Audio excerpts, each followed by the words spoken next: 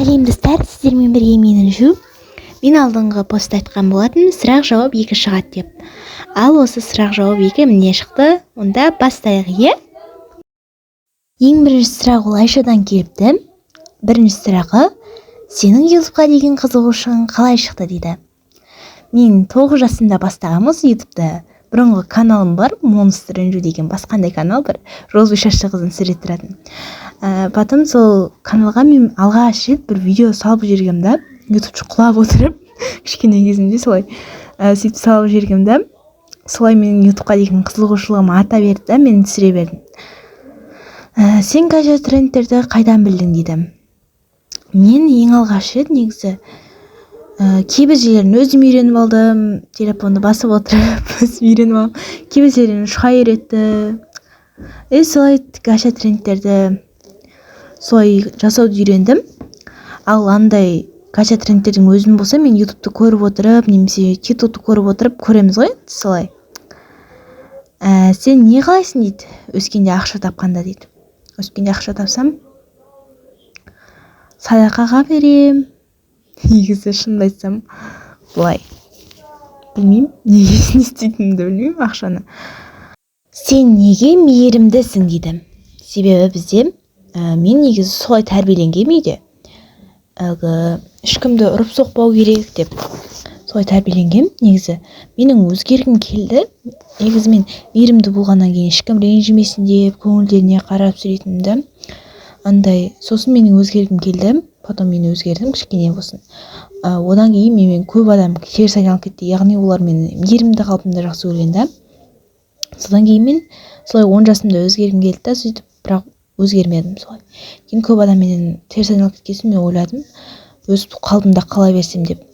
Одан кейін мен тағы да ашуланшақ болғым келмеді, себебі бізде ислам дінінде бар ғой, кешірімшіл болу керекпіз. Ал кешірімшіл болу осы мейірімділікке жатады. Сондықтан да сондай. Одан кейінгісі: сен нені ұнатасың дейді. Мен нені ұнатам? Мен негізі көп нәрсе ұнатам негізі. Тамақ жегенді ұнатам, аниме көргенді ұнатам. Тамақ жеймін көбінесе, тамақ жақсы көремін мен. Потом сыныптағы ұлдарды жақсы көремін, ұлдарды ұнатам. Потом тамақты ұнатам, потом анимені ұнатам мен. Гача түсіргенді, сондайларды ұнатам. Ұнататын тамағым ол маған негізі көп, бүкіл тамақ ұнайды. Әсіресе тапанчи ұнайды, манты ұнайды, палау ұнайды, мифан ұнайды, лағман ұнайды. Негізі көп тамақ, бәрі ұнайды маған тамақтың. Бірақ маған андай харам етілген тамақтар ұнамайды. Сосын ана ақмай мен иттердегі май болушы еді ғой, солар ұнамайды. Қалғандардың бәрі ұнайды маған. Сен өскенде не істегің келеді дейді. Мен өскенде намаз оқығым келеді, хиджаб таққым келеді, ораза ұстағым келеді. Негізі иманды болғым келеді өскенде.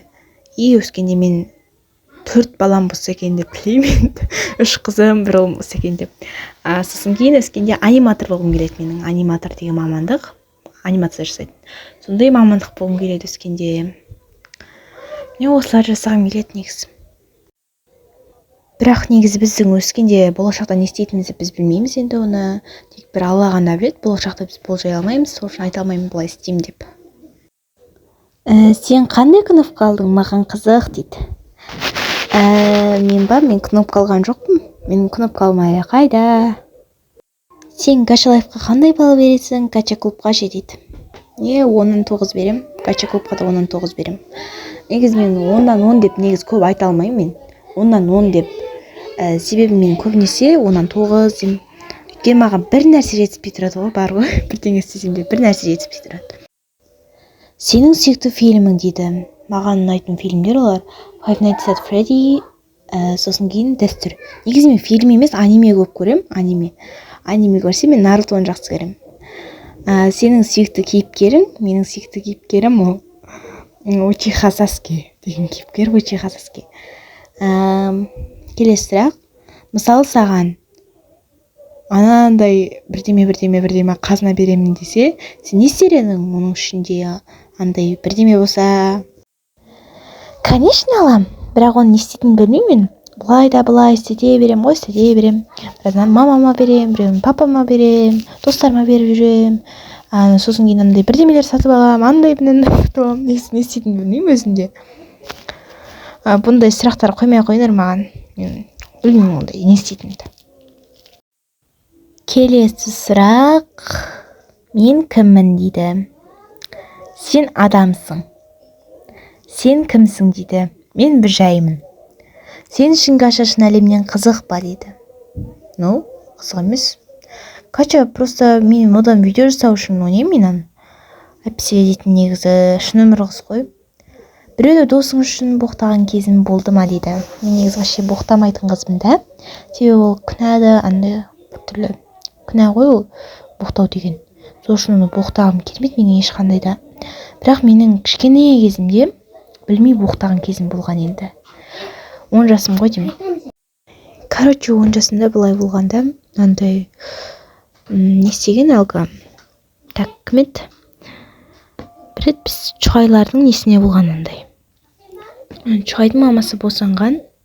Сосын біз үйге қайтқанбыз. Сосын Чуайдікіне келгенбіз да. Сосын Чуай Айшулармен бірге кетіп қалғанда тығылып үнжу жоқ па деп. Сосын мен андай ол кезде мен ғана мейірімді болғам да, қалғандардың бәрі өзгеріп кеткен, андай қатал болып, мен ғана мейірімді болып жүргем ғой. Сосын аналар тығылып жүрген да менен. Үнжу жоқ па, болды кете берейік деп. Содан мен андай бір түрлі жыладым. Сосын неге менен қашып жүр, мен істеп қойдым деп.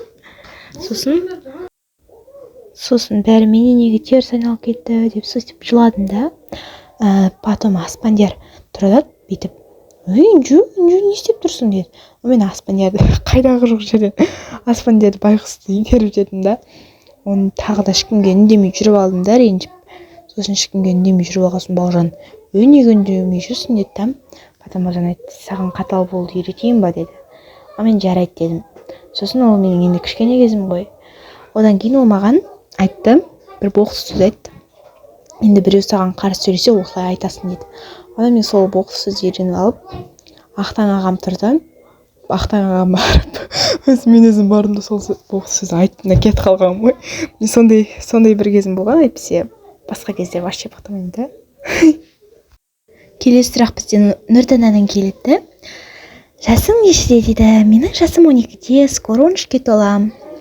Сен сыныптың үздігісің ба? Иә, үздігімін. Негізі 3-ші орынмын десем болады. Жоқ, 2-ші орынмын ба, 3-ші орынмын ба, сондай үздік бойынша. 1-ші орын Қанат.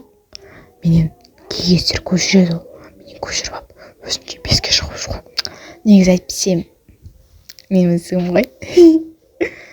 Негізі сондай. Бұлай негізі сабақты жақсы оқимын негізі. Әсіресе ағылшынды жақсы оқимын. Менің видеом ұнайма дейді. Әрине ұнайды. Маған бәрінің видеосын ұнайды.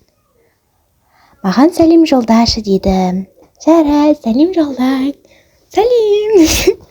Жарайды, сәлем. Сенің атың кім дейді. Менің атым Үнжу. Нешедесің? 13-демін, 12-демін. Скоро 13-ке толам. Қайда тұрасың? Өскемендегі Нұрлығаш деген ауылда тұрам.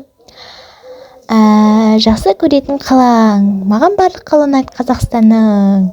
Мені жақсы көресің? Я, көрем. Нешінші жылғысың? 2011 жылғымын. Нешінші сыныпқа көштің? Мен 7-ші сыныпқа көштім. Маған сәлем жолдашы дейді. Жарайды, саған сәлем. Короче, осымен сұрақ біткен секілді. Я, енді жазғанар осылар ғана болып тұр.